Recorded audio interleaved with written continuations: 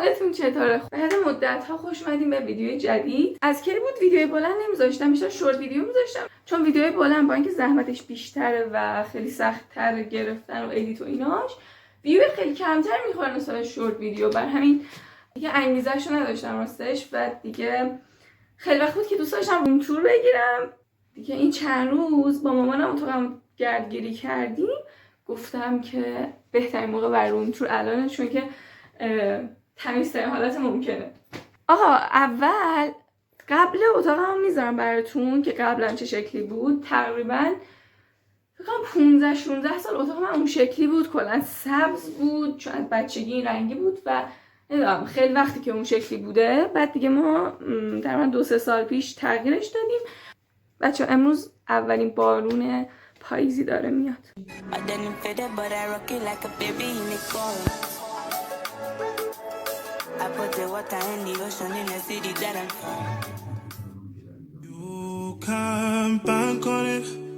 You can put 100 grams on it, anything. تو این ویدیو من هم از تغییراتش که اصلا چجوری از کجا شروع کردیم برای کلا بازسازی یه اتاق، هم از اون میگم، هم اتاق نشونتون میدم. بزن بریم. اتاق من از اینجا شروع میشه. اول که باز میکنه این شکلیه. آقا بزنین از اول بگم. اولین کاری که من برای تغییر دادن این اتاق کردم پارکت بود که خونمون رو پارکت کردیم، بعد این اتاقم پارکت کردیم. اولین کار این بود. بعدش کاغذ دیواری کردیم. از رنگ بنفش خوشم میومد. اینم الان تو دوربین داره صورتی میفته. این بنفش یاسیتوره، خیلی بنفش کم رنگ نازه. چون که داشتیم کاغذ دیواری میکردیم، مرده گفتش که اگه خیلی تیره کنی اتاقت خیلی گرفته میشه، خوشگل نمیشه. برای من یه جوری روشن ترین بنفش انتخاب کردم. الان نمیدونم، فکر کنم اینجا بیشتر معلوم بشه رنگش، کنار این نوره. یکی تو کامنت گفته بود یه بار که چرا همه چی صورتیه. خیلی ناراحت شدم. اصلا گری چی؟ همش بنفشه. نمیخوام صورتی باشه، واقعا بنفشه. لطفا بگید بنفشه. اوکی. آره داشتم میگفتم. خلاصه اول دیوار کاغذ رنگی ها رو زدیم بعد پارکت، که من این دیوار پشت اینور و این دیوار رو یه رنگ زدم، همین بنفشی که دوست داشتم زدم که ساده هم هست. تکسچرش رو میتونید ببینید، این شکلیه تکسچرش. دیوار رو طرحدار زدم که خیلی دیگه بنفش مثلا گرفته نشه. ولی خوبه که یه طرفش سفید بود، چون که یکم نما داد به اتاقم، خیلی بنفش خوشم نمیومد. بعدش کاغذ دیواری کردیم و بعدش دیگه رفتم سراغ خریدن وسایل. حالا از اینجا شروع میکنیم. نقاشیای خوشگلم رو میبینید. بچه این نقاشی واقعا سخت بود چون همش موه و من دونه دونه مو کار میکردم روی اینا. کن نمیدونم معلوم. آها ببین، اینم که نقاشی هیونینگه. نقاشی خوشگلم رو دارید اول. بعد اینجا یه دونه نور خریدم، این نمیدونم LED چیه اینا. یه عالمه رنگ که تو کنترلش داره. بعد خیلی از اینا وصل میشه به گوشی و میتونید کلی رنگ بیشتر هم بدید. مثلا من همیشه بنفششو میزنم، خیلی قشنگ. تختمه که من تک نفر گرفتم. یه نفره، 1.5 نفره و 2 نفره داره.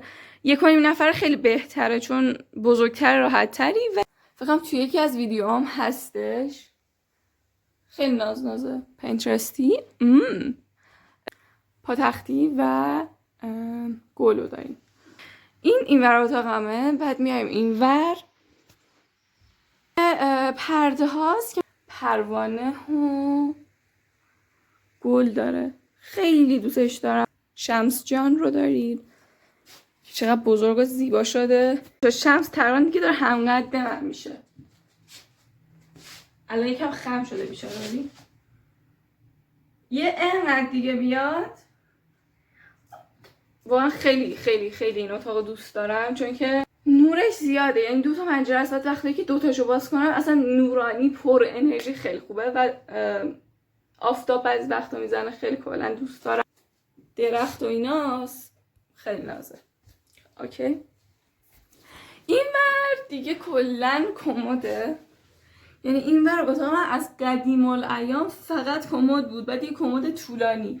حالا بهتون کمدارم نشون میدم، ولی یه دیوار کمد کلا دیگه و راضی هم هستم واقعا. جزئیات اول میگم اینور، من اینور کمد منو داداشمه. وایسید توش یکم زشته نه؟ این طبقه اول بچه اینا همه قدیمی ها، یعنی مثلا فکر کن اونو من مثلا 7 سالم بود کشیدم، اینجوری بهت بگم.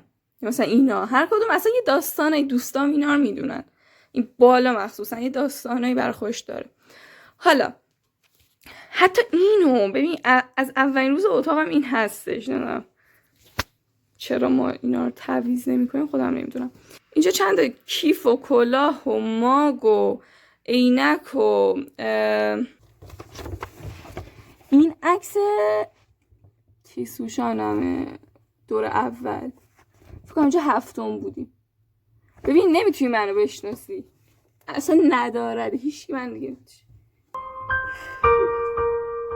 بچه سمترین دوران زندگیم بود راستش، خیلی سم. البته نمیدونم شاید 8م سمتر بود، ولی بعدش دیگه آدم شدم. بالا وسایل هنری و همچنان عکس ها و با عکس جشن تکلیف رو داری. این کمد منه، حالا اون برم کمد داداشم، دقیقا همینجور 2 طبقه. این پایین دیگه لباس، طبقه بالاها هر 3 تاشم وسایل اضافه است. این مثلا کلا کمد لباسه، این 4 تا در. بقیه اینو نشون ندادم. این در اتاقم از تو که این آیقای ضد صداه که زمان کنکور گذاشته بودم و ببین واقعا خوبه، یعنی قشنگ توصیه میکنمش. نمیدونم اسمش چیه، قشنگ صدا رو عایق میکنه. یعنی حالا الان مثلا برای ویدیو گرفتنم حتی صدا اصلا بیرون نمیره دیگه. بعد دیگه پشتش هم آویز لباس. حالا ببین دیوار خوشگل تله مورد علاقه. دیوار اینجا شوفاژو داریم. بعد این ویژن بورد خوشگل طلا. بچه‌ها اینا هم توی یکی از ویدیوام درست کردم، میخواید برید ببینید.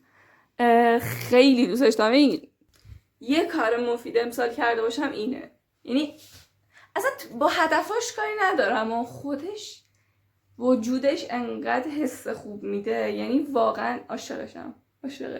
کلی چیز هست که حالا باید به دست بیارم. یعنی نصف سال رفته و من تقریبا بخش بالاییشو تونستم بیشترشو به دست بیارم. بخش پایینی یکم خیلی گرونه. بخش پایینیشو حالا میذاریم نیمه دوم سال. میرسیم به میز تحریرم. اول از طبقاتش شروع کنیم. این میزم با تختم 3 تا. خب طبقه اول عروسک. بچه‌ها من اتاقم پر عروسک بود، یعنی همه رو دادیم رفت، یعنی یه دونه الان نمونده، فقط 2-3 تا که خیلی دوستشون دارم نگه داشتم، ولی اینا همه جدیده. یعنی مثلا اینو عموم خریده بود سوگاتی از انگلیس، اینا موالنگ خودم گرفته بودم خیلی دوست داشتم، اینا آیلین خریده و اینا ریحانه خریده، خیلی بامزه. طبقه دوم همه کتابه که عاشقشونم و الان خیلی خوشحالم چون کل طبقه پر شده و تقریبا نصفش بیشتر رو خوندم و یه نصف کمتر مونده.